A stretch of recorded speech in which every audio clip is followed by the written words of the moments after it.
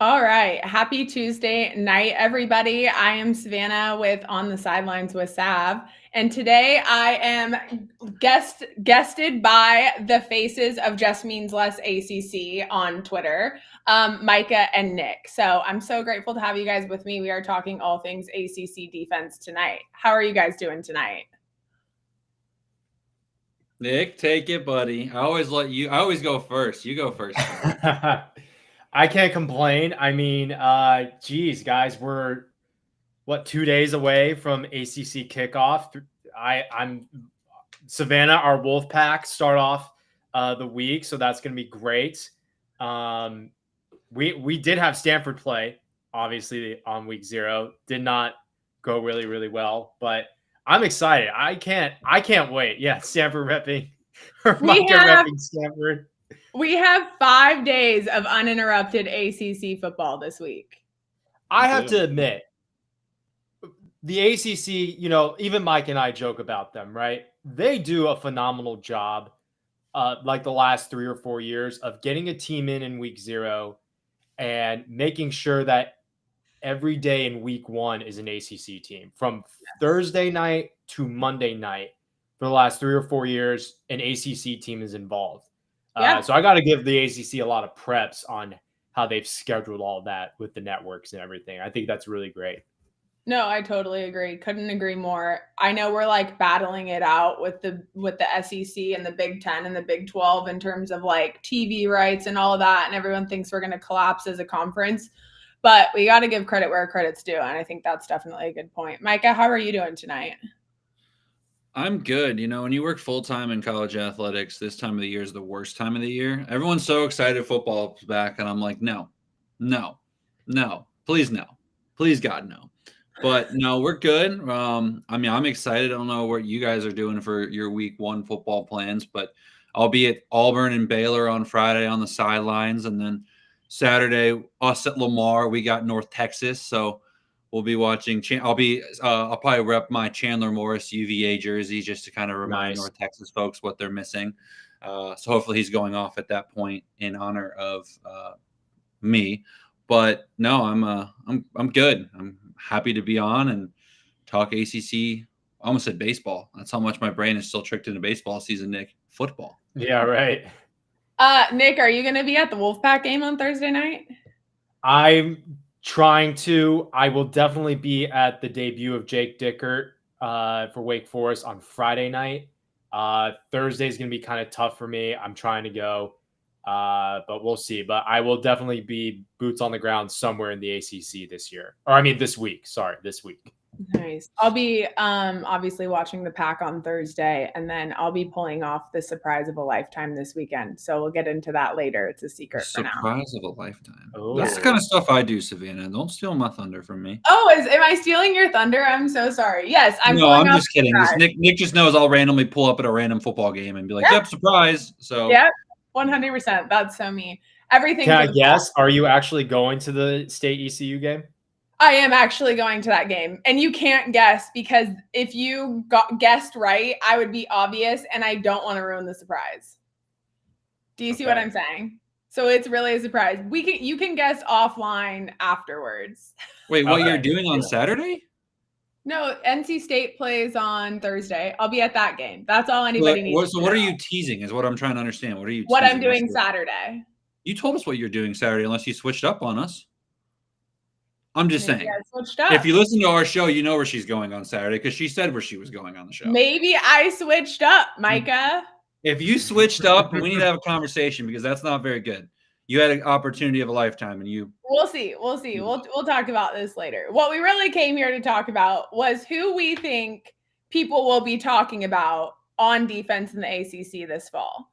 I think it goes without saying that there's a couple names that are obvious, but we've also all thrown in a couple people who are under the radar. But we will let Nick go first. Who you got first? So are we starting with number 1 and working our way down, or 3 and up?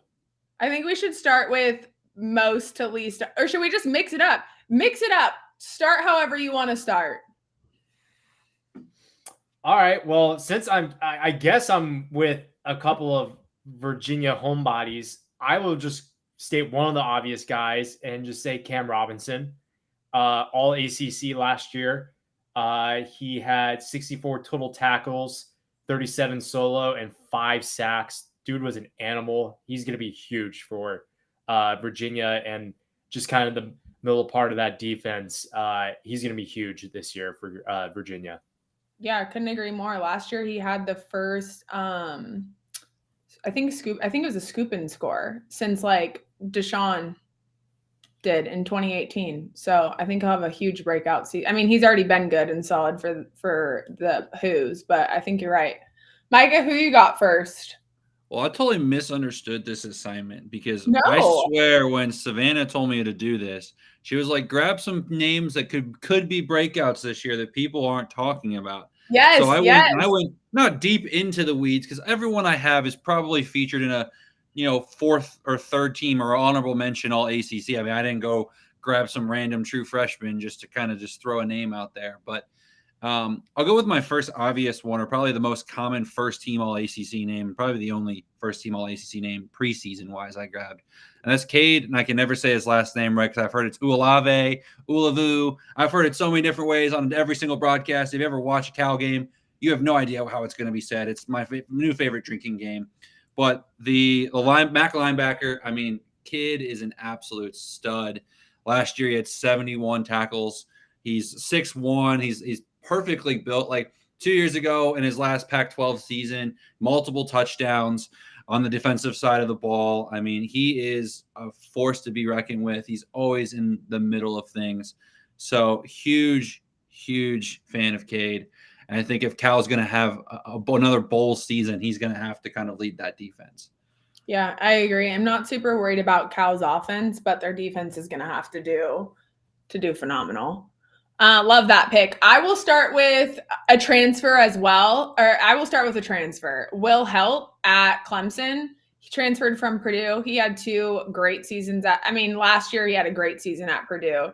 56 tackles, 37 solo, 19 assists, 5 sacks. I mean, I know everyone's talking about some other people on the defense that we'll get into here in a second at Clemson. And I think Clemson arguably has the best defense in the country this fall. 5 or 6 people who could be first round picks in the NFL draft. But I think that Will Helt will go kind of under the radar because of the other big names that are on the defense. But I think Nick wants to talk about one of those big names on defense as well. So we'll keep it with the Clemson D.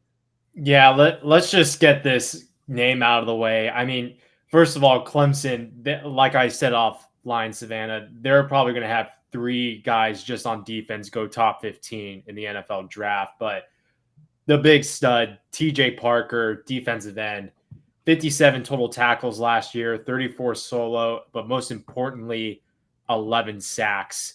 He's probably going to be a top 5 pick, if not top 3. He's just an animal. A lot of offensive lines are going to have big time trouble trying to guard this guy. He might become ACC Defensive Player of the Year.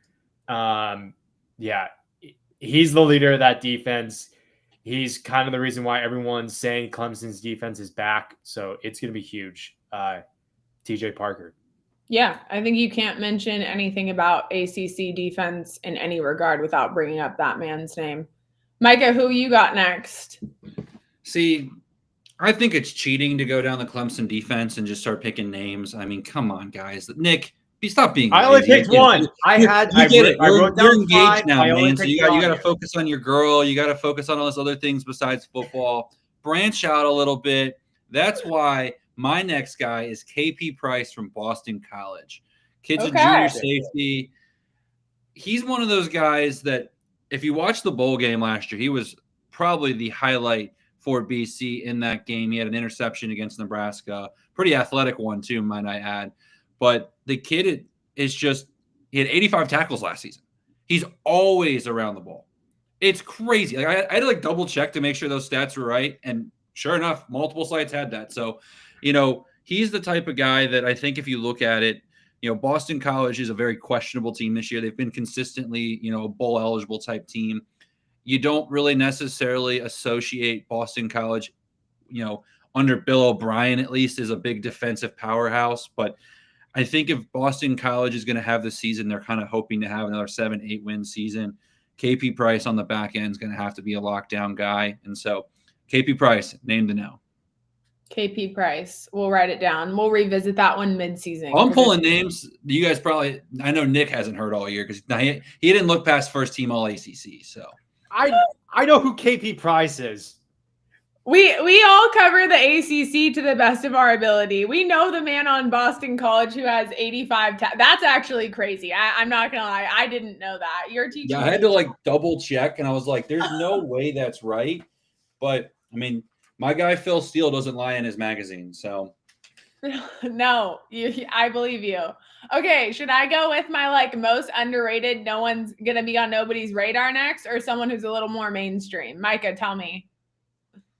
I mean, you might as well just go mainstream, just keep it mainstream, and then, we'll just go deep into the abyss afterwards. Shock everybody at the end.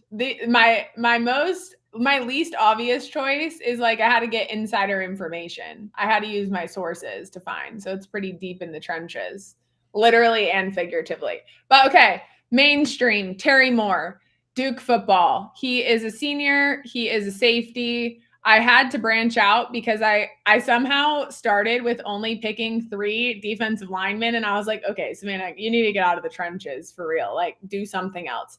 Last year, he had 71 tackles. So not as many as your Boston College guy, but close enough. 45 solo, 1 sack. The year before that, he had 45 tackles, 2.5 sacks. I think that him being under Manny Diaz and the defense that Duke is going to run is really going to allow him to have a breakout season. I do know that he's on an award watch list. I think it's what's the one that starts with a B? Why can't I think? There's the Butkus Award. There's the Bednark Award. Yes, that one. I never say it right, but I know. I couldn't remember which one it was, and I can't say it right. He's on that award watch list, but I think he has a great season, and I think he's really, quite frankly, the key piece to the secondary in Duke if they want to do well this year. So that's my mainstream one. I'll save the best for last. Nick, who you got next? I'm going to go with a guy that, honestly, the defense was really, really bad last year. And by really bad, they finished dead last year. But this guy stuck out. He led the ACC in tackles last year. I'm going strong safety, Nick Anderson from Wake. 122. I wish I would have made that bet pre-show. I was going to be like, I almost texted Savanah. I bet you $100 Nick says Nick Anderson, because I was gonna say him, but I was like, there's no point in me even bothering because I don't want to repeat Nick. Nick has a man crush on Nick Anderson, so I'm surprised you didn't say him first, Nick. I almost said him first, but I had to get Cam Robinson out of the way. He says out of the way because he couldn't wait to talk about. Yeah. Anderson. He just wanted to marinate some more about how he can't wait to talk about his boo thing, Nick Anderson. Yep. And he'll be at his game on Friday. I'll be at his game on Friday, but we'll be interesting. Will you be wearing his jersey? Will you take that cute little Pinterest photo with him after the game too, or no? Where you hold his helmet and you do one of these? No. Nick's not that kind of guy. We know that. Yeah.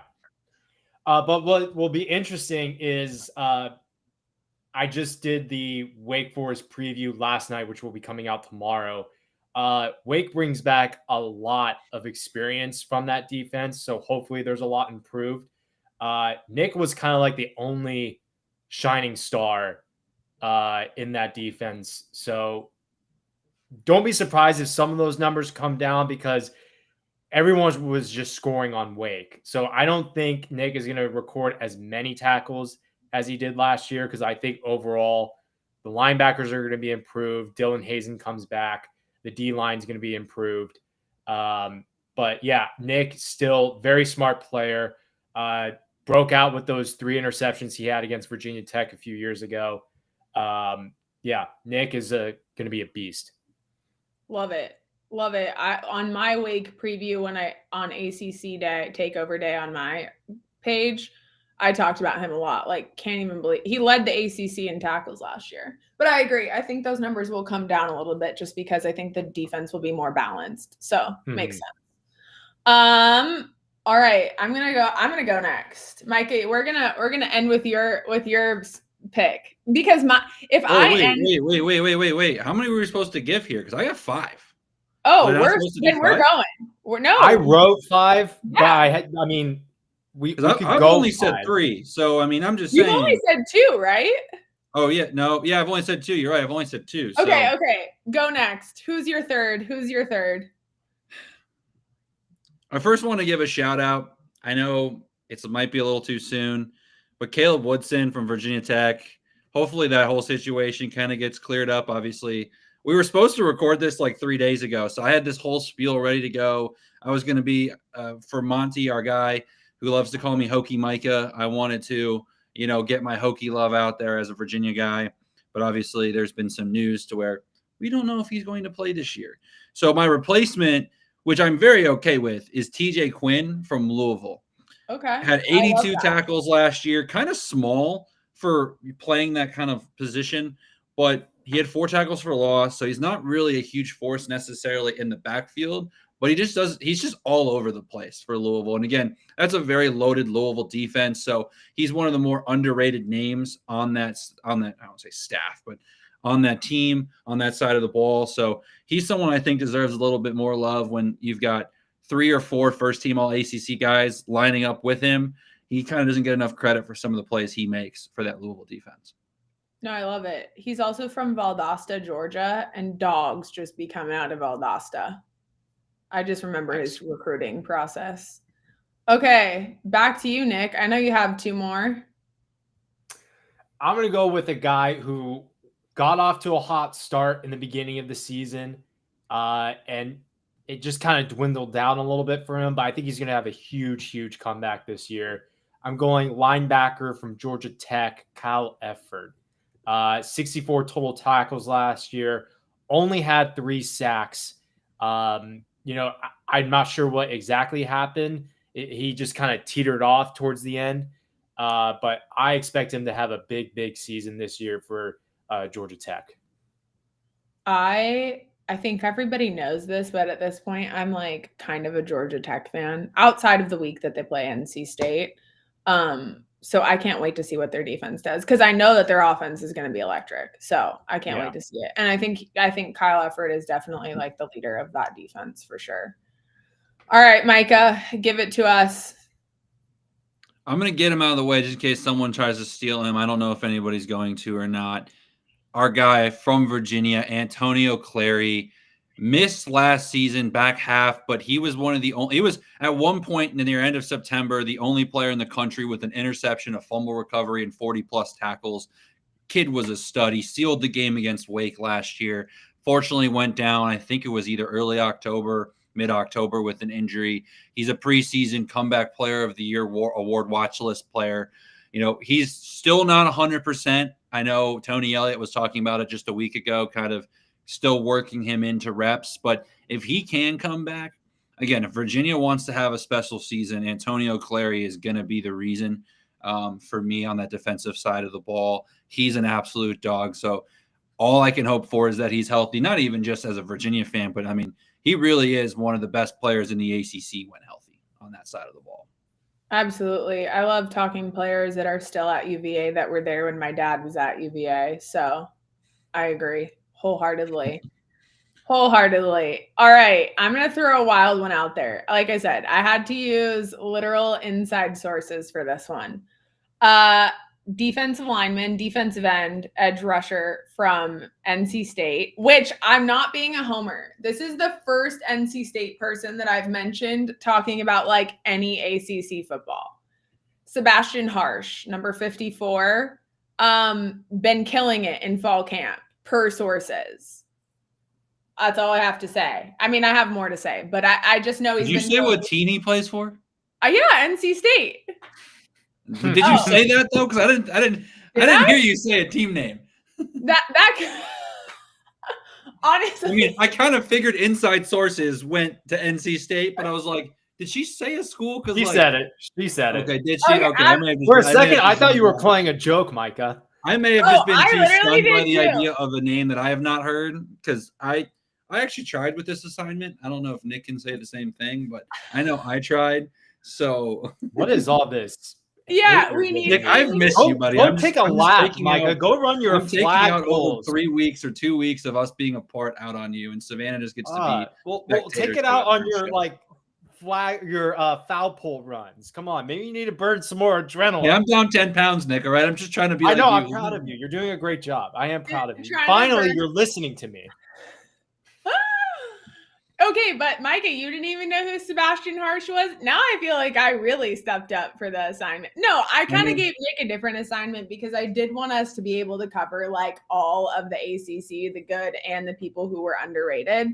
But yes, Sebastian Harsh, like I said, inside sources are telling me that he has been. According to Phil Steele, he is your third right end going into the season. So I'm not saying that you pulled something out of like nowhere, Savannah, but like, don't be surprised I did not look at Sebastian Harsh.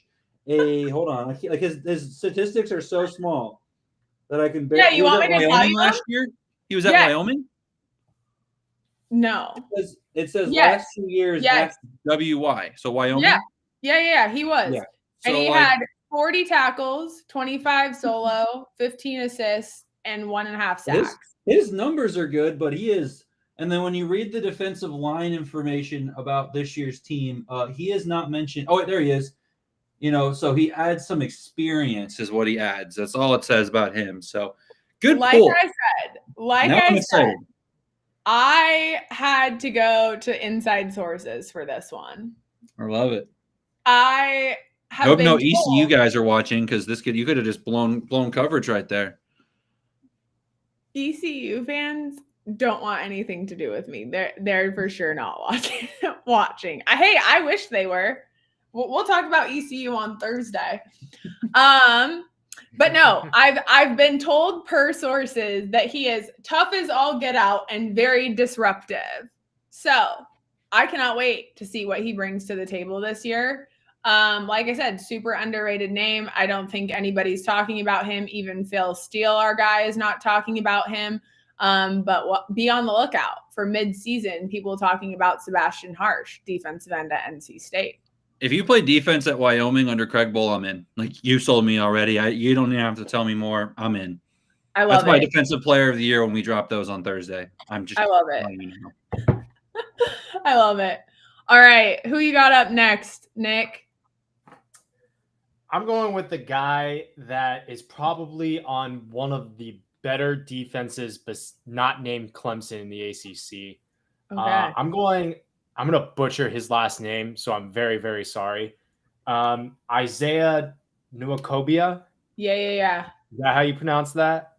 I don't know. I know who you're talking about, though, at SMU. From SMU, yeah. He returns. I mean, the whole SMU defense is going to be legit this year. But he comes back at cornerback, 100 total tackles, 53 solo, 3 interceptions. Him and, I'm sorry, I'm going to just name another guy. Him and Ahmad Moses are going to be just insane this year. The SMU defense, they were 7th against the run, 10th in sacks in the entire country. Defense led the league in yards allowed, least amount of yards given up, I should say. And scoring, it was number 1 scoring defense and third down stops. And with those guys coming back, led by Isaiah, this is going to be a really, really good defense with him. Yeah, totally agree. I was looking at his stats the other day when I was talking about SMU, and same. I was like, I'm going to butcher his last name, but he's going to ball out. I know that. Yeah. All right, Micah, finish us off with your most obscure name that you have. I just know it's going to be something. You don't have to worry about the back end of SMU's defense, Nick, because there's a different Isaiah on SMU's defense that's playing the bandit position that's going to be causing havoc after 6.5 sacks last year. I'm talking Isaiah Smith, absolute dog, 6'4", 245. 15 tipples. Yeah, exactly. I mean, he only had 32 tackles, but half of them are tackles for losses. Crazy. Yeah, that's insane. Like, you're not going to have to worry about him. And you think about it, like, my favorite storyline about SMU football this year that I don't think people are talking about is just how sneaky hard that schedule is. Like, I understand, like, like Baylor at home, not easy. At TCU, obviously not easy. I know this might be crazy, but going to Missouri State, a brand new FBS team, is the scariest low-tier FBS like group of 5 game I think you could play, because there's literally nothing to lose for Missouri State, and it's their Super Bowl. You're playing in the red bandana game against Boston College. We know how that likes to go for teams that play them. You're going to Clemson. You're going to Wake, off of a Wake Forest bye after you play Clemson, and you have Miami next weekend. So I think I'm a little bit higher on Wake Forest than most this year. I think I really like Coach Dickert and what they got going on there. So this defense is going to have – good thing there's a bunch of guys we've all talked about already, but Isaiah Smith – we'll make it to where those secondary doesn't even have to do their job, because they'll already be in the backfield hitting the quarterback or getting a TFL. So don't have to worry about it. Love it. That's a great one. That's a great one to end on, to be honest. I just love how Nick served me up a nice, beautiful, Nick and I did not plan that. That was beautiful teamwork right there. He's like, I'm going to say Isaiah can't say his last name. I was like, well, I can do Isaiah can say his last name. So love it. It's almost like you guys have done this before together and can finish each other's sentences. I love that. Yeah. No, I think SMU does have a tough schedule. I think the only thing they luck out on is that they get the California teams at home, so they don't have to change time zones. But quite frankly, it's not even that big of a deal for them, because it's not like they're on the East Coast. They go to Cal. Oh, they do? Oh, I thought they had Cal at home. I didn't know that. They end the season at Cal after they end at Cal. What? I'm crazy. They have Syracuse and Stanford at home, right? But you're right. They have a tough schedule this fall.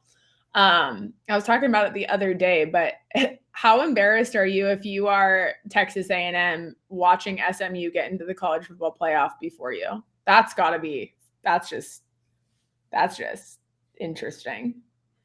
I will talk about that. My favorite thing. So Savannah, in Waco, they have the Texas Sports Hall of Fame, and there's the best exhibit there is to the Southwestern Conference. Obviously everyone knows the power that was, now basically the Big 12 written all over again. Yeah. And you walk around the room, and you can see where the biases lie. Of obviously it's in Waco, so the Baylor exhibit's really good, and as it should. It's Waco, and I have no issues with Baylor. Yeah. But then the A&M and Texases are loaded with all this history about how good they are and all this stuff. And then, there's Houston talking about their couple good years. And I'm like, there's not much for SMU, which is, you walk around the room, I don't know if you have Arkansas followers, but they're going to hate me after they say this, but SMU been a better football program than Arkansas, but you wouldn't know that if you went to that museum.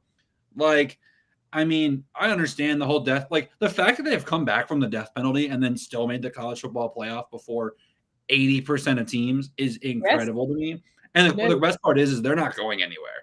They might not make the playoff this year because their schedule's harder, and it's hard to replicate a good season like that. But yeah, you can say the ACC is the worst Power 4 conference. To do what they did last year still takes a ton of skill, and a ton of credit needs to be just given to that. So 100%. FSU didn't do it the year before. Did they get screwed? Sure. But SMU still, you know what I'm saying? I know it expanded and things like this, and people always want to talk about how the ACC is the weakest conference, and we had a down year last year for sure, but baby, we're back. I know we're back. We never left. True. Facts. We had a down year, but we're back like we never left. Who else had a down year? The SEC. But nobody seems to want to talk about that now, do they? No, never. Technically, an ACC adjacent team was in the national title, so suck it, college football. Oh, so funny. But no, as you can tell, we're all deeply passionate about the ACC, and I always say this. I know it means less to most, but to us it means the most. So glad you guys could be on tonight. Grateful to talk about the ACC always. These are our standout players for this year. We'll revisit this mid-season, see if we were on to something or if we were wrong. So can't wait. But thanks for being on the show tonight, guys. Of course. Pleasure. Yes. Cool. Awesome. Well, with that, we will leave you. Please follow all three of us on social media. Follow ACC Just Means Less. They have their ats in the thing. And please like and subscribe and follow To Ghost and Friends on YouTube. And then also subscribe to ACC Just Means Less. But that is everything. Have a wonderful night.